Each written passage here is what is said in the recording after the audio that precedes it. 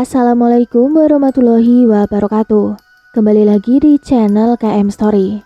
Pada kisah kali ini Mimin membawakan sebuah cerita yang ditulis oleh Kak Lian Dating Punya Brahma.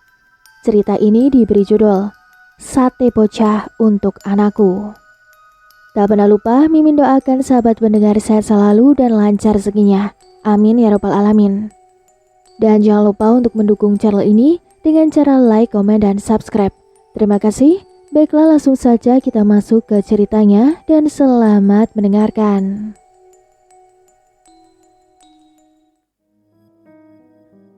Bu, lapar bu.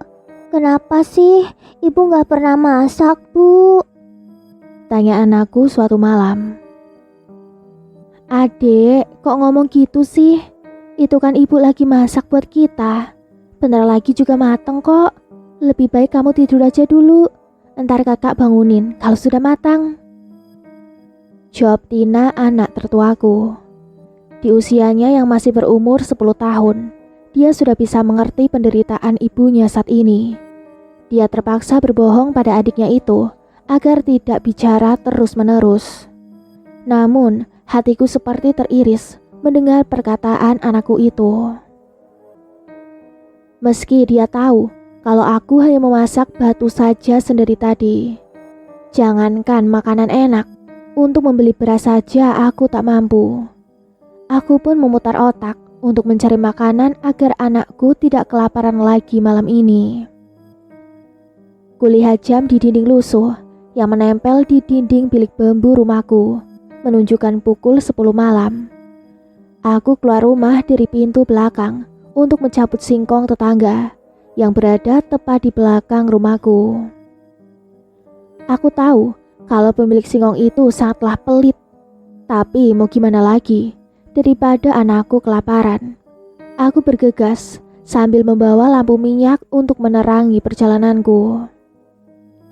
Dengan susah payah, aku mencari singkong itu. Akhirnya aku berhasil membawa beberapa singkong untuk kurebus. Ya Allah, maafkan aku telah mencuri. Kalaupun aku meminta, tidak akan diizinkan oleh empunya singkong. Batinku dalam hati. Segera aku merebus singkong itu. Setelah matang, aku membangunkan kedua anakku untuk makan malam.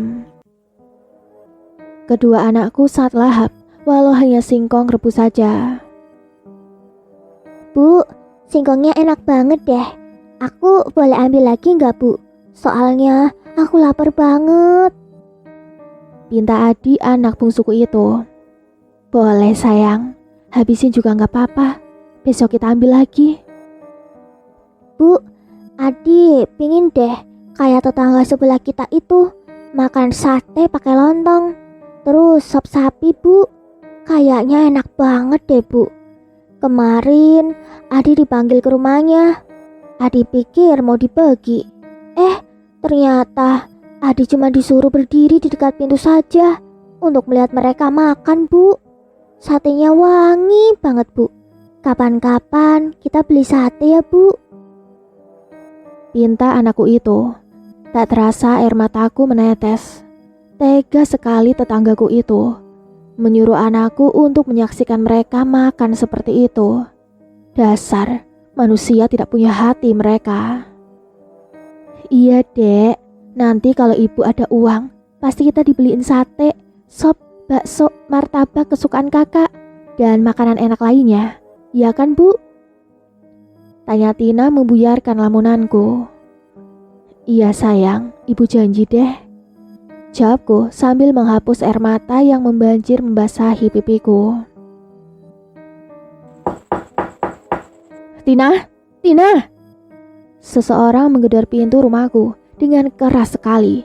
Sampai-sampai rumahku yang terbuat dari bilik bambu itu sedikit bergoyang karena sudah reot. Tina membuka pintu rumah. Mana ibumu? Panggil ibumu keluar, cepat! Bentak orang itu. Ibu saya sedang tidur Bu Siti. Memangnya ada apa? Kok ibu mencari ibu saya? Suara Tina terdengar menjawab. Aku pun bangun dan berjalan keluar kamar. Entah siapa pagi-pagi begini sudah buat ribut di rumahku. Bahkan terdengar suara anak yang menangis. Sudah kutebak, pasti itu Bu Siti, tetangga dekat rumahku. Ada apa ini, Bu? Kok pagi-pagi begini sudah bikin ribut di rumah orang? Tanyaku. Pencuri, kamu mencuri singkongku kan? Ayo, ngaku kamu. Enak bener kamu nyuri singkongku. Emangnya kamu yang nanam tuh singkong? Siapa yang izinin kamu ambil singkongku, hah? Maaf Bu, saya gak bilang-bilang karena anak saya kelaparan. Para tetangga berdatangan ke rumahku karena mendengar suara Bu Siti yang berteriak-teriak. Para tetangga juga saling berbisik menyindir keluargaku karena mencuri singkong.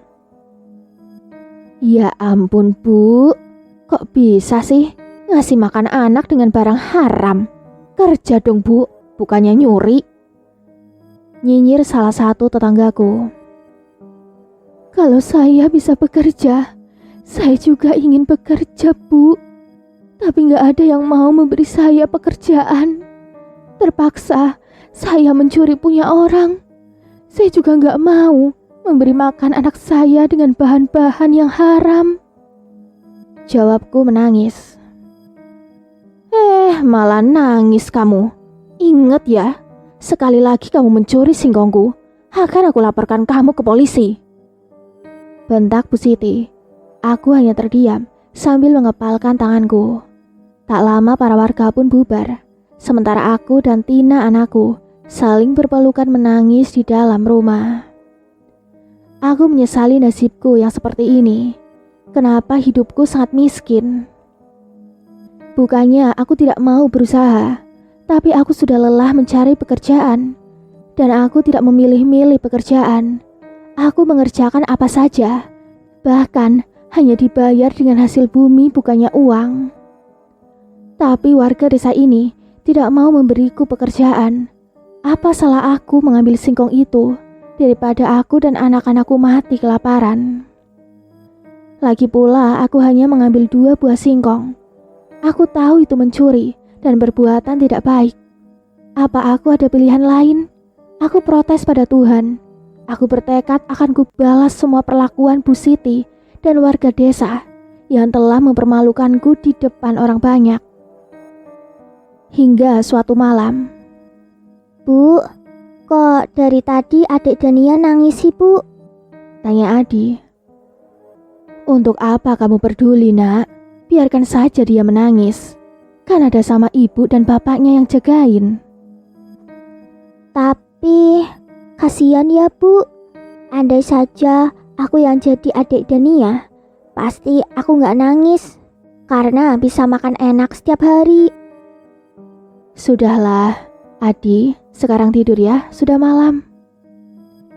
Malam ini kita cuma minum air putih lagi ya Bu. Adi lapar Bu. Masa tiap hari kita cuma minum air putih saja Bu? Kata Adi membuat hatiku perih, sedangkan Tina hanya terlihat diam sambil menghapus air matanya. Gak apa, besok kita cari keong liar. Dan keong liar di sawah ya dek. Terus kita masak pasti enak, bujuk Tina. Setelah anak-anakku tertidur, ucapan Bu Siti masih terngiang-ngiang di telingaku, membuatku tidak bisa tidur. Aku pun membawa lampu minyak keluar rumah dari pintu belakang. Aku mengendap-endap mencari makanan untuk anakku. Setelah beberapa jam, akhirnya aku pulang membawa daging segar untuk makan anak-anakku. Hatiku sangat senang saat ini, karena sudah lama sekali kami tidak makan daging. Daging ini gemuk, cukup untuk makan kami beberapa hari. Aku mulai memotong dan menyayat-nyayat daging yang kubawa dengan karung. Kupotong kecil-kecil agar mudah dimasak dan ditusuk menjadi sate. Sedangkan kepalanya kukubur di belakang rumah. Aku menggali lubang yang cukup dalam agar tidak ada orang yang tahu atau tercium baunya bila nanti busuk. Kukubur kepala, telapak tangan, beserta kakinya. Setelah selesai, aku kembali ke dapur untuk memotong-motong daging tadi. Ibu sedang apa? Kok ada daging, Bu? Dapat dari mana malam-malam begini? Tanya Tina. Itu nak, tadi ada Pak RT datang, ngasih kita daging dari kampung sebelah. Daging, apa itu Bu? Kok aneh banget, kulit dagingnya kayak kulit. Daging sapi lah nak. Jawabku memotong perkataan Tina. Apa perlu Tina bantu Bu biar cepet? Gak usah nak, sekarang Tina tidur aja, besok kita makan sate sama sup. Setelah Tina masuk ke kamar, aku segera bergegas menyelesaikan tugasku. Sebagian dagingnya aku tusuk-tusuk, sementara tulangnya aku jadikan sop. Lumayan banyak juga daging ini, karena takut membusuk. Sebagian lagi ku goreng kering. Biasanya, malam begini terdengar suara rengekan anak Bu Siti. Tapi aku tidak peduli tentang itu. Yang penting aku dan anak-anakku akan makan enak besok.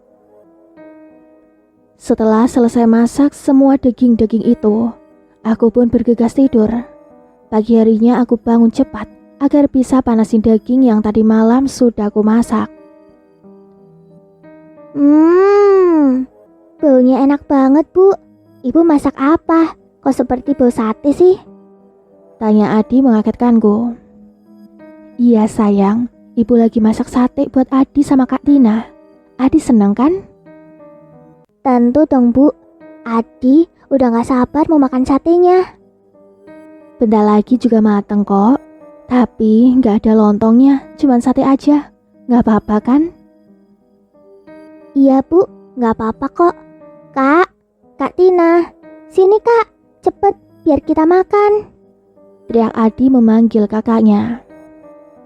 Ada apa dek, kok pagi-pagi udah teriak sih? Ibu masak sate Kak, buruan sini kita makan. Enggak ah, kakak gak lapar dek, kamu aja yang makan sama ibu. Loh kenapa nak, kamu gak suka sama masakan ibu? Bukan gitu Bu, Tina gak lapar aja Bu. Jawab Tina singkat, lalu masuk ke dalam kamar. Ya sudah kalau kakak gak mau, biar Adi aja yang habisin satenya Bu. Balas Adi sambil melahap sate yang kubuat. Sementara di rumah sebelah. Dari mana saja kamu mas, kok baru pulang? Tanya Siti pada suaminya. Biasalah Bu, dari warung habis ngopi. Kok tumben ibu tanya sih, gak kayak biasanya? Terus, mana anak kita Denia? Kok gak kelihatan? Bukannya kamu bawa Denia ke warung? Enggak ah, sejak kapan Mas bawa Denia ke warung? Mana pernah Mas bawa dia ke warung? Ya di kamar lah lagi pupuk. Gak ada mas. Jadi kemana Denia? Dia kan masih kecil. Mana mungkin dia hilang begitu aja. Siti yang awalnya santai menjadi panik dan tiba-tiba menjerit histeris. Anakku, tolong, anakku hilang. Denia, di mana anakku? Teriak Siti dari halaman rumahnya. Tanpa menunggu waktu lama, para tetangga sudah memenuhi halaman rumah Siti. Sementara Joko, suami Siti, berusaha menenangkan istrinya yang menjerit-jerit di halaman rumahnya. Para warga mencari keberadaan Dania di sekeliling rumah Siti. Bahkan rumah Siti pun digeledah beramai-ramai oleh warga. Karena penasaran, aku pun ikut nimbrung bersama warga yang lain. Aku penasaran ada apa ramai-ramai begitu. Bu Jana, ada apa? Kenapa Bu Siti menjerit-jerit begitu? Tanyaku. Anak Bu Siti hilang Bu, entah kemana hilangnya. Warga curiga kalau dimangsa hewan buas. Karena di belakang kampung kita ini kan masih hutan Bu. Jawab Bu Jana. Ah, masa iya Bu? Mana mungkin hewan buas masuk kampung kita? Bisa jadi Bu, karena tadi pagi kata Bu Siti, jendela kamar Dania anaknya itu terbuka dengan lebar. Bisa jadi Bu Siti lupa menutup jendela kamarnya. Terus ada harimau yang masuk deh. Celoteh Bu Jana. Aku tidak percaya begitu saja. Masa iya harimau yang makan anak Bu Siti? Akhirnya Bu Siti bisa ditenangkan warga. Sementara warga menelusuri belakang rumah Bu Siti untuk mencari anaknya itu. Warga mencari ke hutan belakang rumah warga. Karena merasa kasihan, aku pun berinisiatif untuk membagi sate dan sopku untuk keluarga Bu Siti. Dia pasti belum sempat sarapan karena panik. Bu Siti, Pak Joko, ini saya bawakan lauk. Pasti kalian belum makan kan karena panik? Ibu, bawa apa ini? Ini sate sama sop ya, Bu? Tanya Pak Joko. Kamu daging dari mana? Beli telur saja kamu gak sanggup. Ketus Bu Siti. Iya Bu, kemarin malam ada warga kampung sebelah yang memberikan untuk fakir miskin seperti saya. Setelah menerima lauk dariku, mereka menyantapnya dengan lahap sampai tidak ada yang tersisa. Terus saja dimakan, habiskan sekalian, pikirku dalam hati sambil tersenyum puas. Setelah dari rumah Bu Siti, aku kembali pulang lewat pintu belakang. Aku melirik ke sebelah kanan halaman rumahku. Kenapa? Tanah gundukan itu seperti ada yang membongkar dan baru ditutup kembali. Aku berpendapat seperti itu karena sepertinya ada yang buru-buru menimbun tanah itu karena tidak rapi seperti asal-asalan saja. Aku kembali merapikannya dan menginjak-injak tanah gundukan itu biar rata. Takutnya nanti digali oleh anjing atau binatang liar bila tercium bau busuknya. Bu, sedang apa? Suara Tina mengagetkanku. Ini nak, sedang rapihin tanah ini. Kok seperti ada yang menggali halaman kita? Jawabku sekenanya. Kenapa ibu bilang sama Bu Siti kalau daging sate itu dari kampung sebelah? Bukannya tadi malam ibu bilang dikasih sama Pak RT ya Bu? Iya nak, ibu sengaja bohong. Takutnya nanti warga yang lain iri dan protes sama Pak RT karena hanya kita yang diberi daging. Kamu kan tahu, warga desa ini selalu zolim pada kita. Jawabku sembari masuk ke rumah. Terlihat Tina memandangiku dengan rasa curiga dan 1000 pertanyaan di hatinya. Tina gak boleh tahu kalau tadi malam aku menculik anak Bu Siti dan membunuhnya. Selain aku, ternyata Bapak dan Ibu Dania menyukai dagingnya yang enak dan lembut. Tapi aku belum ingin berhenti di sini saja. Biarlah seluruh warga mencari ke seluruh hutan di desa ini. Mereka tidak akan menemukan sedikit jejak pun atas keberadaan Dania. Tanpa mengeluarkan uang, aku dan anak-anakku bisa makan daging. Kecuali Tina yang sepertinya curiga padaku. Anakku itu memang sangat pintar. Aku harus lebih hati-hati lagi mulai saat ini.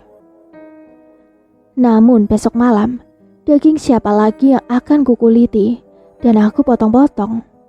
Aku berniat jualan sate keliling saja. Aku mau daging yang banyak. Kalau daging anak kecil, cuma dapat sedikit. Selain menghasilkan uang, aku juga nggak perlu mengeluarkan uang untuk beli daging. Sudah 2 hari pencarian anak Bu Siti, namun tidak ada titik terang hingga warga berpendapat kalau Dania sudah dimangsa hewan buas. Aku sedikit lega karena perbuatanku tidak ketahuan. Saat aku menjemur pakaian di belakang rumah, aku melihat Pak Joko sedang duduk di halaman belakang rumahnya.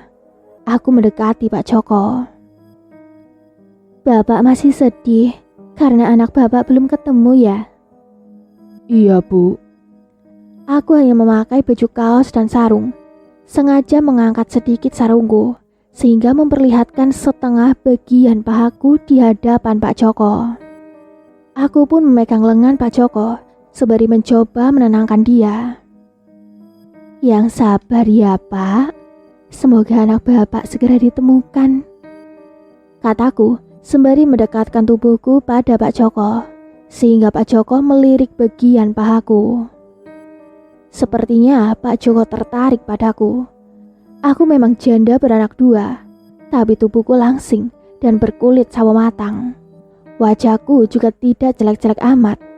Entah kenapa, timbul dalam hatiku untuk menggoda Pak Joko agar dia ribut dengan Bu Siti.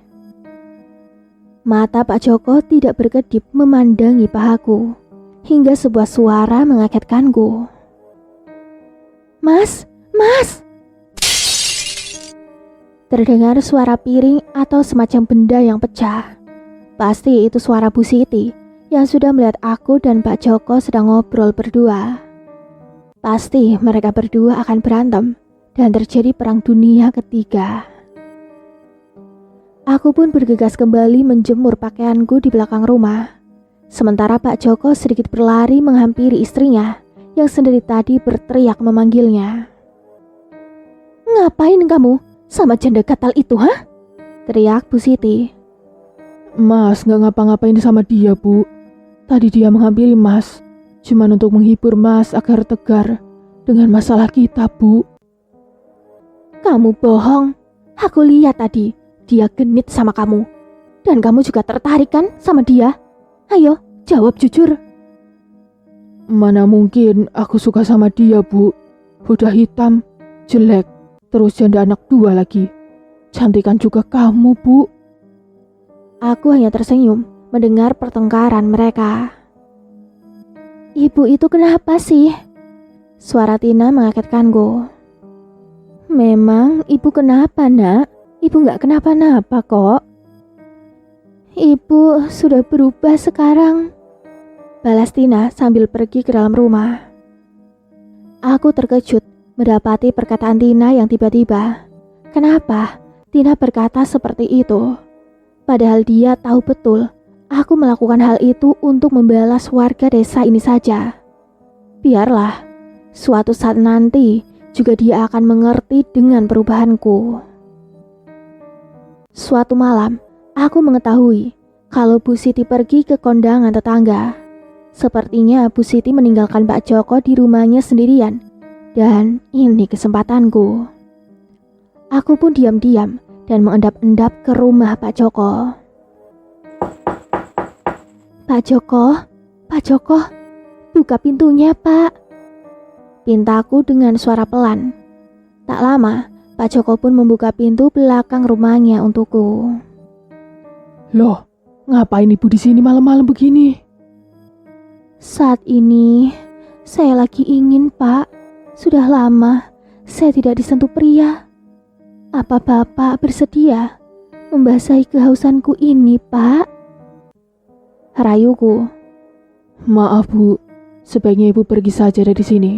Saya takut nanti istri saya pulang. Tolak Pak Joko sembari ingin menutup pintu rumahnya. Namun dengan sigap, aku mengganjal pintu dengan kakiku dan mengangkat sarung yang kugunakan dan membuka kancing bajuku untuk memperlihatkan gunung kembarku yang bisa dibilang masih bagus. Karena walau aku punya anak 2, tapi mereka tidak pernah merasakan ASI dariku, sebab ASIku tidak lancar. Seperti dugaanku, yang namanya lelaki tidak akan bisa menolak wanita sejelek apapun dia kalau sudah setengah telanjang. Dengan cepat, Pak Joko menarik tanganku dan langsung menyumbui tubuhku. Dia membawaku ke kamar tidurnya dan sudah bisa ditebak kalau dia sangat agresif. Aku juga membalas permainan Pak Joko dan sangat terlihat dia menikmatinya. Aku tidak menduga kalau kamu lihai dan pandai memuaskan pria. Tidak seperti istriku yang seperti pohon pisang tanpa perlawanan. Kata Pak Joko. Aku hanya tersenyum dan menikmati permainan kami hingga kami tidak sadar kalau Bu Siti sudah pulang. Sebenarnya hal ini yang sedang kutunggu agar Bu Siti memergoki kami berdua. Tubuh kami sudah sama-sama tak berpakaian dan saat Bu Siti membuka pintu kamar, dia sangat terkejut melihat kami berdua sedang berperang di atas kasurnya. Apa yang sedang kalian lakukan di kamarku? Bentak Bu Siti. Aku dan Pak Joko refleks berdiri dan mengambil baju masing-masing. Tanpa kami duga, Bu Siti pergi ke dapur dan mengambil parang. lalu mengayunkannya ke arah Pak Joko. Tapi Pak Joko berhasil mengelak. Lalu Bu Siti berteriak. Dengan sikap Pak Joko menutup mulut Bu Siti menggunakan tangannya. Tapi Bu Siti menggigit tangan Pak Joko. Perkelahian mereka kusaksikan dengan santai. Saat Bu Siti ingin meraih kembali parang yang ada di sampingnya, aku memukul Bu Siti dengan keras di bagian kepalanya, menggunakan sebilah kayu yang kuambil dari dapurnya. Buk! Bu Siti berteriak. Dengan sedikit sempoyongan, dia mengarah kepadaku. Aku pun meraih parang yang terjatuh dari tangannya dan mengayunkan parang itu ke tubuh Bu Siti, lalu mengenai leher Bu Siti. Seketika Bu Siti tumbang, bersimpah dengan darah. Pak Joko terlihat ketakutan melihat istrinya tumbang bersimpah darah. Tapi aku biasa saja, memang itu yang aku inginkan. Apa yang sudah kamu lakukan? Istriku bisa mati. Ayo, kita bawa ke rumah sakit. Kita harus minta bantuan warga. Panggil saja semua warga. Biar mereka tahu kalau kamu dan aku sedang berselingkuh. Bukannya menolong kita, para warga akan mengarak kita berdua. Kemudian kita akan dibakar hidup-hidup. Terus, kita harus apa sekarang? Istriku sudah tewas di tanganmu, kata Pak Joko sambil menangis. Enak saja menuduhku. Kamu juga ikut membunuh istrimu. Lebih baik sekarang kamu bantu aku untuk memotong tubuh istrimu kecil-kecil, agar warga tidak curiga. Ajakku sambil menyeret tubuh Bu Siti ke dalam kamar mandi. Setelah sampai di sana, aku pun memenggal kepala Bu Siti. Lagian sedikit lagi juga akan terputus dari batang lehernya. Sementara kepala itu kuberikan pada Pak Joko beserta telapak kaki dan tangannya untuk ia kubur di belakang rumahnya. Sebab bagian tubuh itu sulit diolah. Awalnya dia tidak mau dan terus saja menangis. Tapi aku membujuknya dan menakut-nakuti dia agar dia mau. Dia tidak punya pilihan lain daripada dia yang akan dibakar warga hidup-hidup. Aku pun dengan cepat memotong-motong tubuh Bu Siti kecil-kecil. Tulang belulangnya aku potong untuk dimasak menjadi gulai atau sup. Setelah Pak Joko selesai menguburkan anggota tubuh Bu Siti, aku pun selesai memotong tubuh Bu Siti sambil tertawa melihat tubuh itu sudah seperti daging sapi saja. Siapapun tidak akan menduga kalau itu daging manusia. Sekarang, sisa daging ini kamu masukkan ke dalam kulkasmu, biar awet. Sedangkan yang ini, biar ku bawa pulang untuk aku masak. Besok akan kujual keliling desa. Kamu sudah gila ya? Aku tidak menyangka kamu sesadis ini. Ternyata kamu bukan manusia, tapi iblis berwujud manusia, kata Pak Joko sembari memasukkan tubuh istrinya ke dalam kulkas. Aku hanya tersenyum sinis melihat hal itu.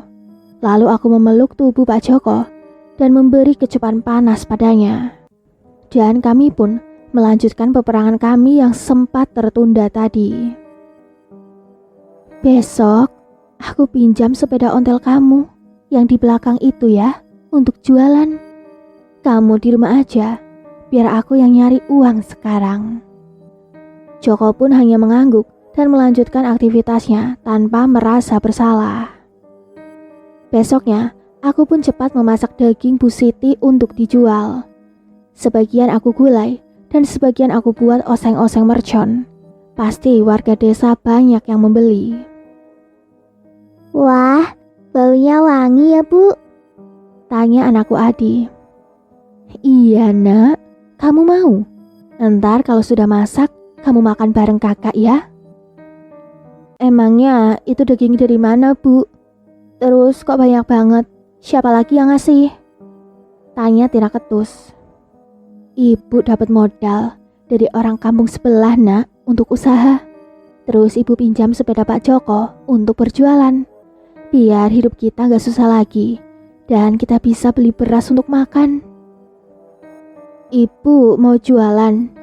Ya sudah, semoga dagangan ibu laris. Tapi Tina gak mau makan. Lebih baik nanti Tina nyari keong sawah buat lauk. Kok gitu, Nak? Kamu gak suka masakan ibu? Bukan gak suka, Bu. Tapi Tina sangsi sama masakan ibu. Jawab Tina yang membuatku terdiam. Biar aja kakak nggak mau. Adi mau kok, Bu. Nanti Adi pasti makan masakan ibu. Aku hanya tersenyum sambil mengusap kepala Adi dengan lembut. Anakku itu semakin curiga saja padaku.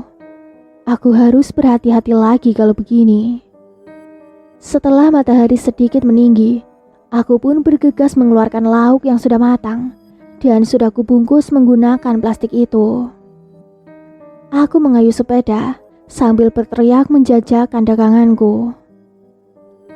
Lauk matang, cuma 5.000. Begitulah suaraku dengan lantang berteriak menjajakan daganganku. Enak saja kamu mau hutang, mau bayar pakai apa kamu? Teriak Bujana saat aku melintas di depan warungnya. Aku pun melihat ke sana dan dia sedang memarahi Tina anakku. Saya cuma mau ngutang mie instan 1 sama telur 2 butir, Bu. Nanti saya bayar setelah saya jual keong sawah ke pengepul. Jawab Tina. Gak bisa, mending kamu pergi sana. Bentak Bujana sembari mendorong tubuh Tina hingga terjatuh ke tanah berlumpur. Aku pun berlari dan membantu anakku itu berdiri. Gimana kalau saya bayar dengan lauk matang gratis untuk ibu? Tanyaku. Emang lauk apa? Tanya Bujana. Oseng daging ada, Bu. Sop tulang dan gulai juga ada. Dan semuanya daging. Dapat dari mana kamu semua daging itu? Ada orang yang kasihan pada saya dan berbaik hati memberi modal untuk saya berdagang, Bu. Boleh. Beri aku 1 persatu dari semua lauk itu, tapi gratis. Akan kubagi mie instan dan beberapa butir telur untuk anakmu. Baiklah, Bu, ini lauknya, semoga ibu suka. Singkat cerita, seluruh daganganku habis terjual. Padahal aku membawa 100 bungkus. Mungkin karena murah, jadi warga desa membeli. Bahkan ada yang pesan untuk besok. Kali ini aku perlu banyak daging. Siapa lagi yang akan menjadi korban? Setelah seharian ini jualanku laris manis, aku jadi bersemangat untuk berjualan lagi. Disebabkan stok daging Bu Siti masih banyak, aku belum memikirkan tentang dari mana daging jualanku akan kudapatkan. Aku pun menghitung penghasilanku malam ini, sementara anak-anakku sudah tertidur. Setelah mereka kuberikan ayam goreng dan martabak kesukaan Tina. Aku sangat bahagia saat ini, karena baru kali ini anak-anakku tidur dengan perut yang kenyang. Suara seseorang mengetuk pintu rumahku. Aku pun bergegas membuka pintu depan untuk memastikan siapa yang bertamu malam-malam begini ke gubuk reotku. Maaf, Bu. Apa besok saya bisa pesan gulai 100 bungkus? Kata orang tersebut yang belum pernah aku temui. Maaf, Bapak siapa ya? Dan tahu dari mana kalau saya jual gulai? Saya Pak Arman dari kampung sebelah. Saya tahu dari Bu Jana pemilik warung di pojok sana, Bu.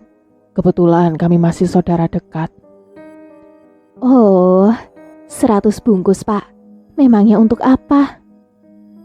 Besok saya mau menyantuni anak yatim, Bu. Saya dengar-dengar sate buatan ibu juga sangat enak. Apa boleh saya pesan sekalian? Tentu boleh, Pak. Besok saya usahakan ya, Pak. Pak Arman pun berpamitan, sembari memberikan uang muka terlebih dahulu. Aku segera bergegas ke rumah Joko untuk mengambil stok daging di kulkas. Mas, besok ada pesanan dari kampung sebelah. Aku ambil semua daging untuk kuolah ya. Sepertinya daging Bu Siti bakalan habis. Aku minta tolong sama kamu, carikan aku daging lagi. Sini uangnya, untuk aku beli daging. Uang apa? Kalau bisa dapat daging gratis, kenapa harus beli sih, Mas? Maksudmu apa? Kamu nyuruh aku bunuh orang lagi? Ya iyalah. Aku gak mau. Nih, jatahmu, kataku sambil melemparkan beberapa lembar uang merah di hadapannya, sehingga uang itu berserakan di lantai. Uang apa ini? Hasil dari daging istrimu, ini baru 1 hari. Coba kamu bayangkan, kalau 1 bulan, Mas, pasti kita cepat kaya tanpa mengeluarkan sepeser uang pun untuk membeli daging. Iya juga sih. Tapi aku takut. Aku kan tidak sepertimu yang sadis dan juga tidak punya hati. Ya kamu harus belajar sadis sepertiku. Kalau mau cepat kaya, gimana, Mas? Kamu mau nggak? Joko terdiam sejenak. Dia berpikir apakah dia sanggup melaksanakannya atau tidak. Tapi aku harus membunuh siapa? Aku bingung. Kalau aku gagal, gimana? Aku pun berbisik di telinga Joko, menyebutkan sebuah nama. Saat aku berbisik itulah, Joko seperti terkejut dan seketika nyalinya ciut. Aku gak tega. Kenapa harus dia? Kamu gak kasihan apa? Enggak lah, ngapain aku kasihan? Besok malam kita eksekusi ya. Biar kamu aku bantu besok dan ajarin kamu juga. Untuk sekarang ini, biar stok daging ini kumasak dulu untuk besok. Hingga pagi harinya, aku pun selesai memasak pesanan Pak Arman. Pagi-pagi sekali, Pak Arman sudah datang menjemput pesanannya ke rumahku. Apa bisa saya rasain dulu sedikit masakan ibu? Apakah enak? Boleh, Pak. Tapi di rumah saya nggak ada sisa. Cuma tadi ada saya lebihkan 2 bungkus gulai dan 10 tusuk sate. Ya sudah, saya cobain satenya aja, Bu. Setelah mencobanya, sepertinya Pak Arman suka dengan masakanku. Terlihat wajahnya yang sumringah. Wah, benar-benar enak, Bu. Daging ini lebih lembut dari daging sate yang lain. Ibu sangat pandai mengolah daging. Anak-anak yatim yang saya santuni pasti pada suka nih, Bu. Makasih loh, Pak. Karena Bapak pesen banyak, jadi saya kurangin harganya. Jadi perbungkusnya Rp4.500 saja untuk yang gulai. Untuk satenya tetap 5.000. Karena capek ngolahnya, Pak. Ya sudah, gak apa-apa. Ini saya bayar pesanannya, Bu. Terima kasih. Kata Pak Arman. Setelah itu dia berpamitan pergi. Aku pun bergegas ke rumah Bu Jana untuk memberi beberapa bungkus lauk matang. Makasih loh Bu Jana, sudah memberi saya job, kataku sambil menyerahkan 2 bungkus gulai dan 2 bungkus sate pada Bu Jana. Iya, sama-sama Bu, kata Bu Jana sambil memanggil anaknya keluar untuk membawa bungkusan lauk itu ke dalam rumahnya. Aku pun seketika mencubit gemas pipi anak Bu Jana. Aduh, gemasnya. Sekarang Fitri sudah besar ya, terus tubuhnya gemuk dan putih, kataku sembari memegang lengan gembalnya. Iya Bu, maklum lagi hobi ngemil sekarang ini, jawab Bu Jana. Aku terus saja memperhatikan anak Bu Jana yang masuk ke dalam rumah dengan senyum yang sinis. Saat perjalanan pulang, aku melirik ke rumah Pak Suhendra, duda kaya yang memiliki banyak anak. Selain cantik dan tampan, anak-anak Pak Hendra montok-montok. Terlihat Pian sedang bermain gundu di depan halaman rumahnya. Bersama anaknya lain, aku pun menghampiri Pian. Bapakmu di mana, Pian? Lagi di kebun, Bu, panen pepaya. Kenapa sekarang kamu jarang main dengan Adi?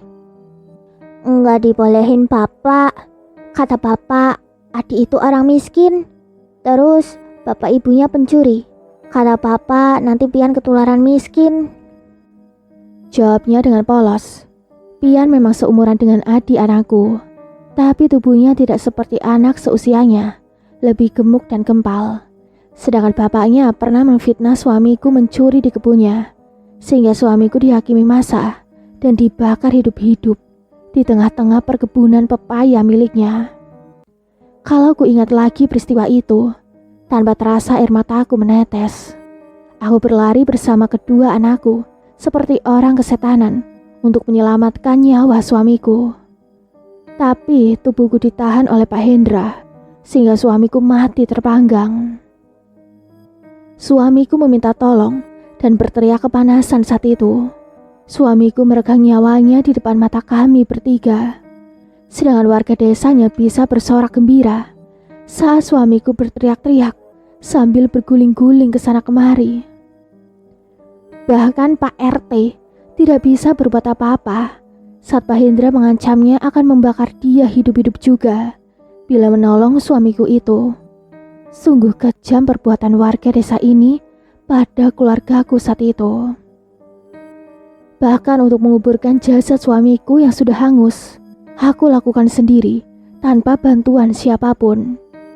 Aku pun tidak sanggup bila harus mengingat kejadian itu. Kalau bapakmu ke kota mengantarkan hasil panennya, kamu sama siapa di rumah? Tanyaku. Sama abang, sama Mbak Ririn. Memang, anak-anak Pak Hendra sebagian sekolah di luar desa dan mondok atau kos di sana, sedangkan yang tinggal dengannya hanya kedua anaknya saja. Ya sudah, ibu pergi dulu ya, kamu terusin mainnya, kataku saat kulihat pembantu Pak Hendra memerhatikanku dari jendela rumah. Sepertinya tanpa aku sadari, pembantunya itu sudah sejak tadi memerhatikanku dari dalam rumah. Aku harus makin cantik malam ini agar aku bisa mendapat stok daging. Lagi pula, sekarang kan sudah ada Joko yang membantuku. Jadi tidaklah sulit untuk membunuh 2 atau 3 orang bocah untuk dijadikan sate. Sampai di sini dulu. Tunggu kelanjutannya tetap di channel KM Story. Mimin pamit undur diri. Wassalamualaikum warahmatullahi wabarakatuh.